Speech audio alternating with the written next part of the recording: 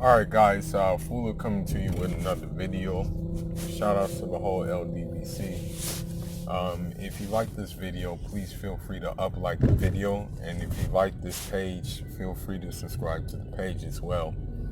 So, I was reading, and by the way, this is going to be about some track and field news. So I was reading a report in regards to the IAAF Diamond League and what they're planning to do for next season. And I was like really surprised at what I read. I said, are they serious? So, I think because TV time is being cut or something like that, that they're, cutting events. So I was surprised at the events that they were cutting though. So the 3,000 meter steeplechase is going to be cut. The 200 meter sprint is going to be cut. And also the triple jump is going to be cut. So I was like, man, that's kind of crazy. Because those are revealed as the least popular events. They said the most popular events were the 100 meter, the long jump, and the high jump. But I don't know how accurate these statistics are, because you have to realize something, man. Running, as it pertains to running, I would say that there is a bigger mass of people who enjoy those distance running than they do the short sprints. You know what I mean? You see it advertised everywhere most of the time. You don't see no advertisement really for short sprints. Even with Nike, when you go to a Nike store, right? You don't really see a 100-meter sprinter on the face of the advert. You don't really, you see more distance. You see more things that cater to that. And so it just really surprised me and took me back that they took these events out. And, from, practicing the discipline triple jump myself, I don't know why you would take that event out, because, the thing is about that event is that, that event is a very, very tough discipline, and that event, I think, is one of the most visually appealing events that you can watch. And the reason why I say it's visually appealing is because for a moment, it looks like you're basically flying in the air. It looks like, basically gravity skipped you. And, I guess they just feel like there's no need for it. And my thing is this, I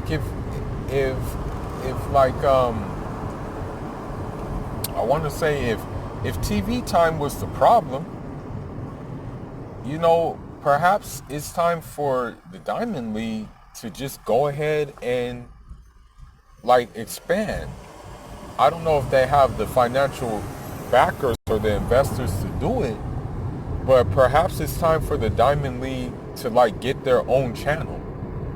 Have a Diamond League channel, a year-round Diamond League channel, which will show not only the Diamond League, but will show a look into the athletes' lives, will show a look into the athletes' training regimen, will have a look back at the legendary athletes and the things like that. Perhaps it's time to do something like that. Perhaps it's time to stop relying on NBC, which said they're only giving them a 90-minute window for the Diamond League, And perhaps it's time for them to like get into a situation where they can air the whole meet. Because you got to keep in mind something. During these meets, there's multiple events going on. So for example, you may have someone who's doing long jump. At the same time, someone else may be doing javelin. At the same time, there may be a race going on. You know, there may be like a 400 meter race or whatever the case may be. So my thing is, why wouldn't they just go in that direction? You know, that would be the easiest thing to do. Instead of just succumbing to, okay, we only have 90 minutes. So we just gonna do it like that. You know, I mean, and here's the thing about the whole situation. You're kind of depriving athletes too. Because look, some athletes, that's their only discipline is 200 meters. You know, so you're kind of like depriving athletes of money. You know, because we all know that like with the Diamond League is like, I guess you can say like the prestigious meets that you want to attend because the purses are so big. You know, you can get a cool little purse from being in the Diamond League, you know? And so, you know, with that being said, like, what if that's like some of these athletes' only disciplines? What if a steeplechase is the only discipline an athlete knows? You know? Now what they're going to have to do now is they're going to have to either the athlete is going to have to adjust himself and get a discipline that is in that ballpark, or it's just a matter of the athletes coming together and finding like a way to like start some kind of, I don't know, like commission or something like that, you know, because that's not cool. Like, you're depriving people of their, like, you know, what they basically give it all on the track for. You know, and I'm telling you, the workouts are very, very tough. So it's like you're basically like limiting them. But I mean, some athletes don't, and it's only a few cases like that. You know, some athletes don't have it like that. Like, for example, Christian Taylor, he has it like that. He can run a hell of a 400 meters. You know, like he can run a very, very good 400 meters. You know, so with that being said, you know, he has that ability. You know, you have, of course, the triple jumpers, what they'll have to do, but this may congest the long jump, because usually if you're a triple jumper, you can long jump. But that may congest the whole thing. Like, you, like, having, like, the triple jumpers move over the long jump and be like, okay, well, you know, since we can't do that, we got a long jump. And, you know, perhaps they're better at triple jumping than they are long jumping. So, you know, basically with that, you know, they're not even going to be maybe at their highest performance with the long jump. So, you know, I don't know. I think there's a way around it, man. I think they can do something to accommodate these other events. And then you have 200 meter runner, you know, and, you know, with a 200 meter, like, you have good talent in there. Like, especially with Noah Lyles, like, you're basically limiting him to his, like, his weaker sprint, which is 100 meters, but don't get it twisted. He's a hell of a 100 meter runner. You know, don't get it twisted now. But I don't know, man. I just think it's like a bad look for track and field, you know, if they do that, if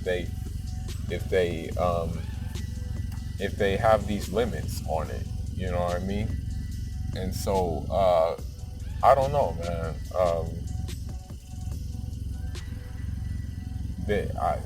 As I said, they need to like work on that, you know, because you're basically cutting out athletes, you know. Like, I mean, those athletes, that was their discipline, was the triple jump, the long jump. I mean, the triple jump, the 200 meters and stuff like that, that's their discipline. So, like, how can you just say all of a sudden now that, oh, we're not going to have it anymore? It's like, nah, man, that's not cool. That's not cool at all. You know? So, I mean, that's all I got on it. I mean, what I suggest is that, again, I think it's entirely doable for the IAAF to do a full-on channel just strictly for track and field. Now, I understand that track and field is not the most popular sport here. You know, it's like one of the least popular sports. But at the same time, I think that,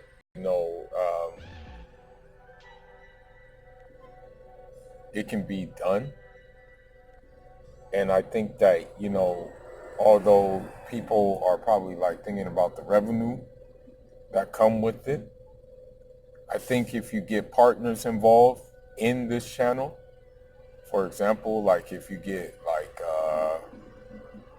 like the major athletic big boys involved in the channel, that there won't be a problem. I think if you get Nike involved, if you get Adidas involved, and things like that, that it can hold its own. I believe that to be the case, So that's what I think should be the next direction. If they're like getting or at a crossroads with TV time, But anyhow, let's see how this plays out. A couple of athletes have already taken they've taken, measures to kind of like, I guess, form like a petition or something like that. So we'll see how it plays out, and hopefully it plays out in the benefit of the guys who do those disciplines, whether they be triple jump, steeplechase, or 200 meters. But until the next time, guys, leave your thoughts and leave your comments. Fula signing out. Njada.